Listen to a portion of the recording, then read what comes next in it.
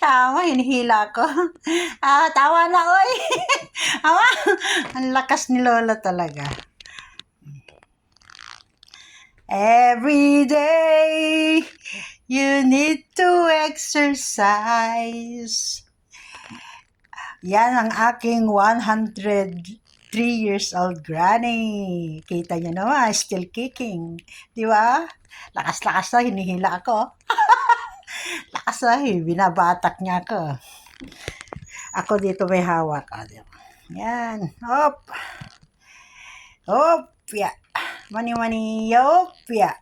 Yan si mother. Hanggang 50 yan. 50 na hila-hila yan. Pagod na yan. Hanggang mamaya. Thank you, Lola. Sheshe ni. Tosha ni. Di ba? Kita ko si mother. Ang magaling kong ina.